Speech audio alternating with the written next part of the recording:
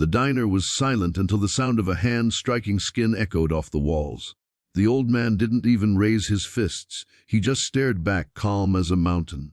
What the thug didn't know was that the man he'd just slapped had a son, and that son was on his way with the Hell's Angels. Before the night was over, the quiet diner would become the stage for a story that no one in town would ever forget. Don't forget to subscribe for more powerful, true, inspired biker stories that will shake your heart and keep you hooked till the end. It was a cold Friday evening in a small Nevada town, place where time moved slow and faces were familiar. Inside a dusty roadside diner called Ruby's Grill, the smell of coffee, bacon, and fried onions filled the air. The kind of place where truckers and bikers crossed paths and old-timers sat by the window just to watch the world go by. At the corner booth sat an old man. His name was Walter Briggs. 81 years old, retired Army veteran, his posture still straight as a rifle barrel. His eyes, though faded with time, still carried the steel of someone who'd seen more than most could handle. Every morning, he came here for the same thing: a cup of black coffee, 2 fried eggs, and the morning paper. The waitress, Judy, always smiled when she saw him coming. "Morning, Mr. Briggs," she'd say. "The usual," and he'd nod with a small grin. That evening the diner wasn't as peaceful as usual. A group of loud men had walked in, 3 of them, smelling of cheap whiskey and arrogance. The tallest one, wearing a dirty leather jacket and a cocky grin, started mouthing off the moment he sat down. His name was Cole Turner, known around town as Trouble. A guy who liked to start fights he didn't know how to finish. He'd been kicked out of bars, evicted from apartments, and was one run-in away from a real sentence. But tonight he wanted attention, and unfortunately, he found it. Cole's group began mocking Judy for being slow, slamming their glasses on the table. Walter watched quietly from his booth. Judy was in her late 50s, a kind woman who worked double shifts to care for her sick husband. She didn't deserve this kind of treatment. Walter, being the man he was, couldn't stay silent. He folded his newspaper, stood up, and walked over. "Son," he said in that calm, gravelly voice of his, "why don't you lower your voice and show the lady some respect?" Cole turned, squinting. "What did you say, old man?" "I said you're being rude," Walter replied evenly, "and you're making a fool of yourself in public." The diner fell quiet. Every eye turned toward them. Cole laughed, leaning back in his chair. "You think you can talk to me like that, Grandpa? You better sit back down before I make you."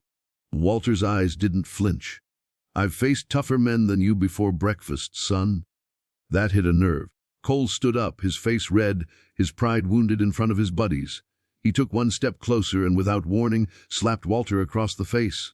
The sound echoed. Judy gasped. The cook in the back froze, but Walter didn't move. He didn't even touch his cheek. He just looked at Cole with those calm, steady eyes that carried decades of battles, loss, and courage, the kind of look that made men feel small without saying a word. Cole laughed nervously.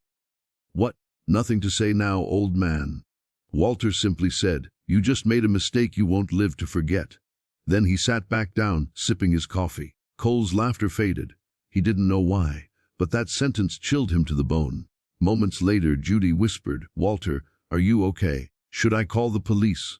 He shook his head. "No need for that. My son's coming by soon." Outside, the desert wind howled. Inside, tension wrapped the diner like smoke. About 20 minutes passed before the sound of engines grew in the distance. It started as a faint rumble, then built into a deep, rolling thunder that shook the window panes, the kind of sound that made every head turn. Cole frowned. "What the hell is that?" Judy's eyes widened. "Oh Lord, that's motorcycles. A lot of them." Walter smiled faintly. "Told you my boy was coming." The engines roared louder until the diner's parking lot was flooded with headlights.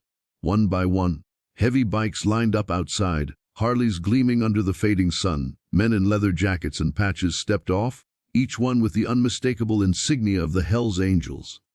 At the front of the group was a man with broad shoulders, long beard, and a gaze that could cut through glass.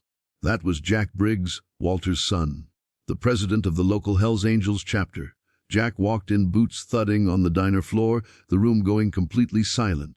His crew followed behind, each man standing like a wall. He spotted his father sitting there, sipping coffee, with a red mark still faint on his cheek. Jack's voice was low but carried across the room. "Dad, what happened?" Walter didn't point.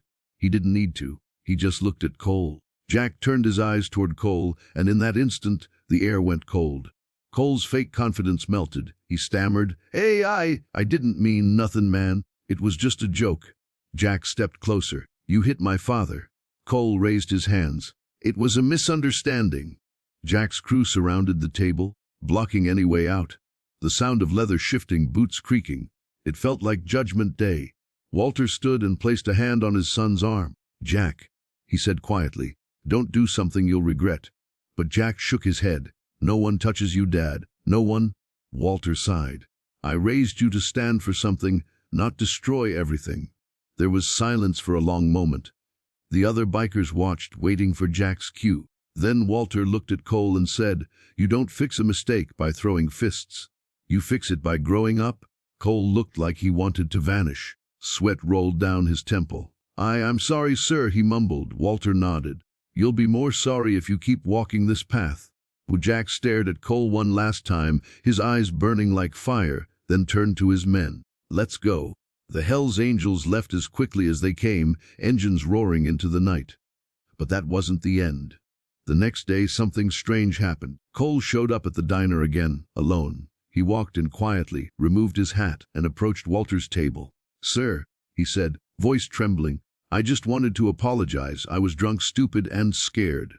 Walter looked up, nodded slowly. "Takes guts to come back. Sit down." They talked for over an hour. Walter told him about Vietnam, about the men he'd lost, about how life is too short for pride and anger. Cole listened like a child hearing truth for the first time. When he left that day, he didn't swagger. He walked with purpose. Months passed. Cole stopped drinking. He got a job at a mechanic shop. Every Saturday morning, he met Walter at Ruby's for coffee. Judy would smile and shake her head at the unlikely friendship. Then one morning, a familiar rumble filled the air again. The Hell's Angels rode in, but this time, they weren't there for trouble. They came to visit Walter, bringing him a new plaque, to Walter Briggs, veteran father, brother of the road. Jack hugged his dad, whispering, "I'm proud of you." Walter just smiled. "I'm proud of you too, son." And there, in that small Nevada diner, something had changed forever. Even Cole stood beside them, humbled and quiet, part of something bigger now. He'd gone from a lost soul to a man who understood what real strength looked like, not in fists, but in forgiveness. As the bikers rode away that day, the town folks who once feared them stood at the roadside and waved. Sometimes heroes don't wear capes. Sometimes they wear leather and carry stories that could fill 1,000 nights. And Walter Briggs, he never missed his morning coffee again. Because in that diner, peace had found its home. If you enjoyed this story, hit that subscribe button for more powerful biker stories, emotional justice moments, and true human courage that America needs to hear. Tell me in the comments, from which part of the country are you watching this story?